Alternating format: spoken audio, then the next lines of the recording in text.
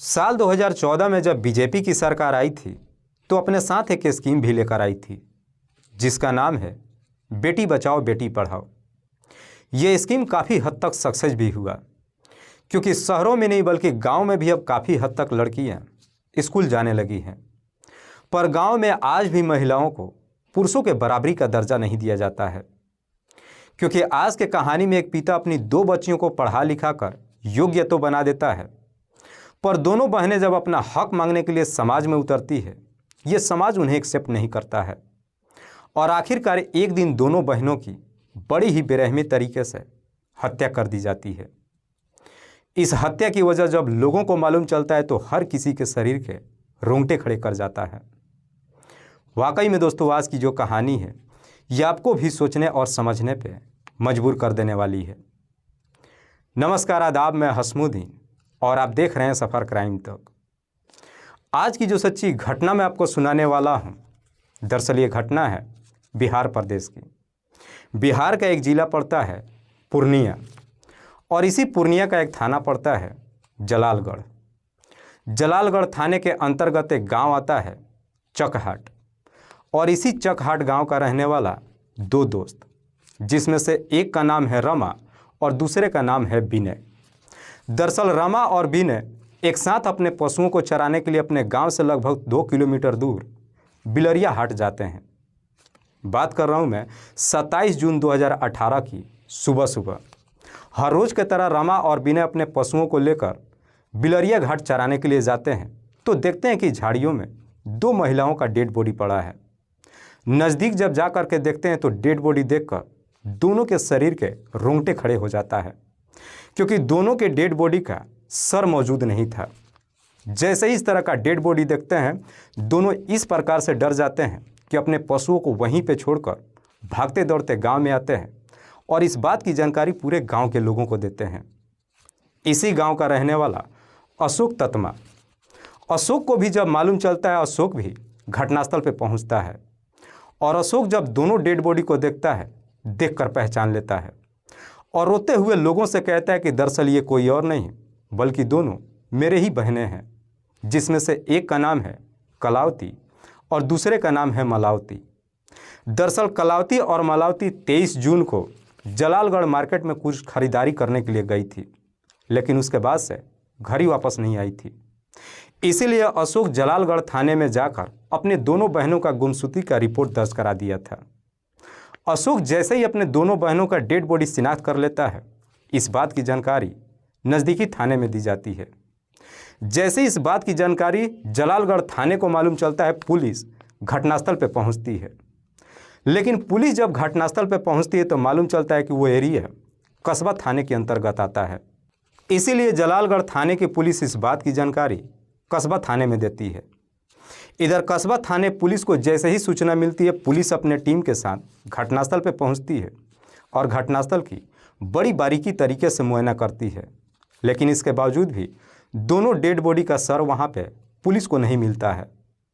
Police सबसे पहले दोनों की डेड बॉडी को अपने कब्जे में लेकर पोस्टमार्टम के लिए भेज देती है और फिर कलावती के भाई अशोक से पूछताछ करती है। पुलिस अशोक से पूछती है कि क्या तुम्हें किसी पे शक है कि तुम्हारी दोनों बहनों की हत्या कौन कर सकता है। इस पे अशोक पुलिस वालों को जवाब देता है कि हाँ साहब, मेरे ही गांव के 4 लोग हैं, जिसमें से एक का नाम है वीरेंद्र सिंह, दूसरे का नाम है लक्ष्मी दास, तीसरे का नाम है बुद्धू शर्मा और चौथे का नाम है जितेंद्र शर्मा। अशोक जब इन चारों का नाम पुलिस को बताता है पुलिस इन चारों के बारे में खंगालना शुरू करती है, लेकिन इसके बावजूद भी पुलिस के हाथ कोई सबूत नहीं मिलता है। इसीलिए पुलिस धारा 302 के तहत अज्ञात अपराधियों के विरोध में मुकदमा दर्ज करती है और इस केस की छानबीन करना शुरू करती है। साथ ही साथ अपने खबरियों को भी काम पर लगा देती है। पुलिस खबरियों से कहती है कि उन चारों पे नज़र बनाए रखना कि वो चारों किससे मिलते हैं, कहाँ पे जाते हैं और किससे बातचीत करते हैं।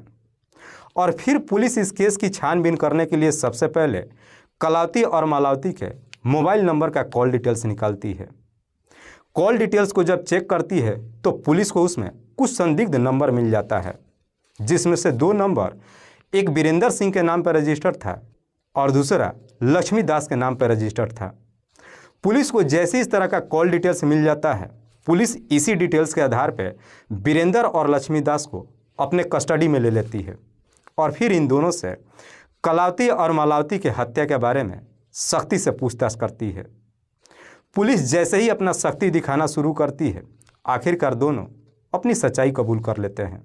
पुलिस जब इस हत्या की वजह पूछती है तो वीरेंद्र रोते हुए पुलिस वालों से कहता है कि साहब, दोनों बहनों ने हमारा जीना हराम कर दिया था, इसीलिए हमारे पास इसके अलावा और कोई रास्ता नहीं बचा था।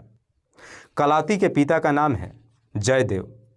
जयदेव के टोटल 3 बच्चे हैं, जिसमें एक बेटा और 2 बेटियां।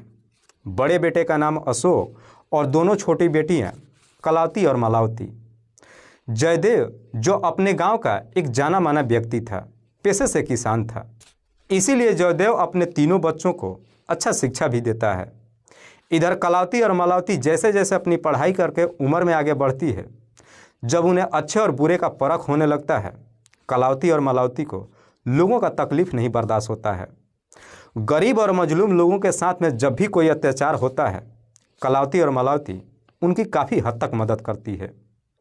कलावती और मालावती की पढ़ाई जब कंप्लीट हो जाती है, उसके बाद से दोनों बहनें समाज सेवा करने का सपना देख लेती है और साथ ही साथ एक संगठन से जुड़ जाती है। उसके बाद से लोगों को काफ़ी हद तक मदद भी करती है। लेकिन कलावती और मालावती जैसे ही जवानी के दहलीज पर कदम रखती है, उसके बाद से जयदेव को अपने दोनों बच्चियों का शादी करने का लेकर के चिंता सताने लगता है। इसीलिए जयदेव एक अच्छा रिश्ता देखकर अपनी दोनों बच्चियों की शादी भी कर देता है। दोनों बहनें जब शादी करके अपने ससुराल में जाती है, कुछ दिन तक दुल्हन बन करके घूंघट में तो रहती है, पर जैसे ही कुछ महीने का समय गुजरता है, समाज सेवा करने का फिर से इनके अंदर जज्बा जग जाता है। उसके बाद से दोनों बहनें अपने ससुराल से बाहर निकलती है, फिर से संगठन से जाकर के जुड़ जाती है और लोगों की मदद करने लगती है। एक बार फिर से जब जाकर के संगठन से जुड़ जाती है, उसके बाद से लोगों का मदद करने के लिए दोनों बहनें सुबह अपने घर से निकलती है और देर रात तक वापस अपने घर पे पहुंचती है, जिसकी वजह से दोनों बहनें के ससुराल वाले इसका काफ़ी हद तक विरोध करते हैं। दोनों बहनों के पति काफ़ी हद तक समझाने की कोशिश करते हैं कि ये समाज सेवा का काम छोड़ दो, लेकिन कलावती और मालावती अपने पति की बात नहीं मानती है। इसलिए दोनों के ससुराल वाले काफ़ी हद तक विरोध करते हैं, जिसकी वजह से लेकर दोनों के पतियों को लेकर के अब काफ़ी झगड़े तकरार शुरू हो जाता है। कलावती और मालावती के ससुराल वाले जब अपनी तमाम कोशिश कर लेते हैं, दोनों बहनें जब अपनी बात नहीं मानती है, आखिरकार दोनों बहनों के पति तंग आकर के कलावती और मालावती को तलाक दे देते हैं। उसके बाद से कलावती और मालावती वापस अपने मायके पहुंच जाती है। लेकिन कलावती और मालावती जब वापस अपने मायके में पहुंचती है, जब ये सारी बातें अपने पिता से बताती है, जयदेव इस बात को नहीं बर्दाश्त कर पाते हैं और इसी सदमे की वजह से जयदेव की मौत हो जाती है। जयदेव जब इस दुनिया को छोड़ के चले जाते हैं, उसके बाद से कलावती और मालावती की ज़िंदगी में दुखों का पहाड़ टूट पड़ता है। कलावती और मालावती को जितना अपना तलाक लेकर के तकलीफ़ नहीं होता है, उससे कई गुना ज़्यादा तकलीफ़ अपने पिता की मौत को लेकर के होती है। उसके बाद से दोनों बहनें अपने भाई अशोक के साथ रहने लगती है, लेकिन अशोक का भी माली हालत कुछ ज़्यादा ठीक नहीं होता है। इसीलिए कलावती और मालावती फिर से जाकर के सामाजिक संगठन से जुड़ जाती है और अपना जीवन अपने तरीके से जीने लगती है। हर रोज़ सुबह अपने घर से निकलती है और देर रात तक घर वापस आती है। अब उन दोनों को रोकने टोकने वाला भी कोई नहीं होता है। इधर अशोक को भी अपने दोनों बहनों पर आंख बंद करके भरोसा होता है, क्योंकि दोनों को बचपन से जानता था। समय बेहतर तरीके से गुजरने लगता है।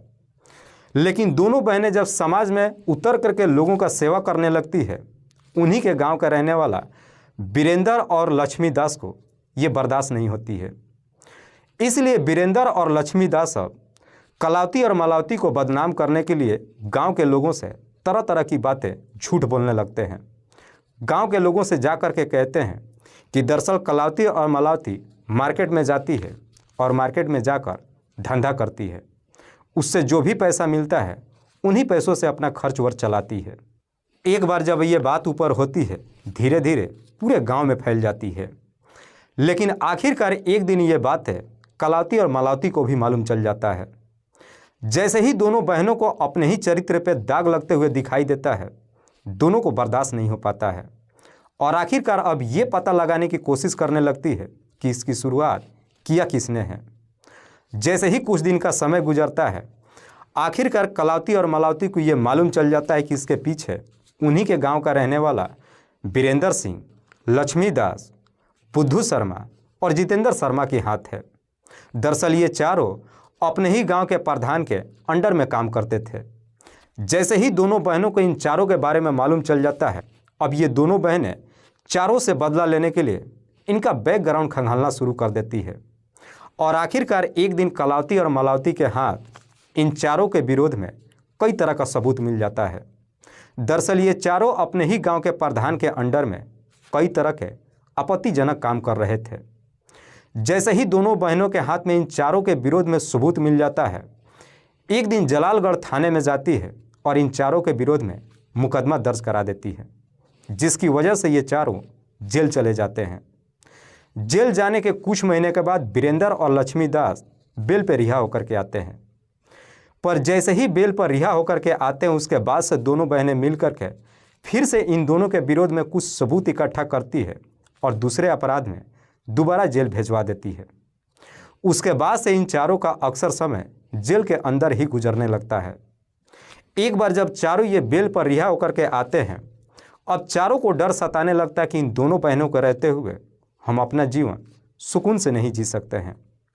इसीलिए चारों मिलकर के कलावती और मलावती को इस दुनिया से ही हटाने का तय कर देते हैं। उसके बाद से ये चारों अपने काम को अंजाम देने के लिए अपने ही गांव के लगभग और 12 लोगों को शामिल कर लेते हैं। जब पूरा इनका टीम तैयार हो जाता है, उसके बाद से कलावती और मलावती को इस दुनिया से हटाने के लिए एक सही मौके का इंतजार करने लगते हैं। 23 जून 2018 को दोपहर के करीब 2 बजे के आसपास दोनों बहनें जलालगढ़ के मार्केट में कुछ खरीदारी करने के लिए जाती है। तैसे ही इस बात की जानकारी इधर वीरेंद्र को मालूम चल जाता है। वीरेंद्र को जैसे ही मालूम चलता है कि दोनों बहनें अपने घर से निकल चुकी है, वीरेंद्र अपने चारों साथियों के साथ गांव के भी 12 लोगों को लेकर के रास्ते में निकल जाता है। कलावती और मलावती जब जलालगढ़ मार्केट के लिए निकलती है तो रास्ते में ही एक सुनसान जगह मिलता है, जहां पे काफ़ी घना जंगल भी है।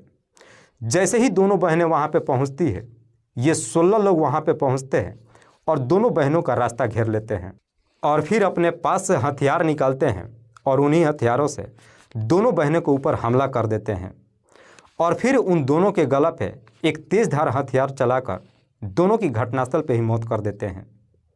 उसके बाद से अब ये 16 के 16 अपने आप को बचाने के लिए दोनों की डेड बॉडी से उसका सर अलग कर देते हैं। दोनों की डेड बॉडी को बगल झाड़ी में फेंक देते हैं और उनके सर को लेकर के गांव के शमशान घाट में जाते हैं और शमशान घाट के बगल में एक गड्ढा खोद करके उसी गड्ढे में दोनों का सर डाल करके मिट्टी भर देते हैं। वाकई में वीरेंद्र जब ये पूरी कहानी पुलिस वालों को बताता है, पुलिस वीरेंद्र के ही तहरीर पर उसके बताए हुए जगह पर लेकर के जाती है। शमशान घाट के बगल में जाकर जब गड्ढा खोदती है, आखिरकार उस गड्ढे से दोनों के डेड बॉडी का सर भी बरामद होता है। पुलिस वीरेंद्र और लक्ष्मीदास के ही तहरीर पे उसके गांव से 14 लोगों को और भी हिरासत में लेकर आती है। फिलहाल पुलिस ने इन 16 आरोपियों को अपने कस्टडी में लेकर इन सब पे गंभीर धाराओं में मुकदमा दर्ज करके जेल भेज दिया है। दोस्तों, इस पूरी घटना के बारे में आप क्या सोचते हैं? आप अपनी राय हमें कमेंट बॉक्स में जरूर दीजिएगा। तब तक के लिए जय हिंद, जय भारत।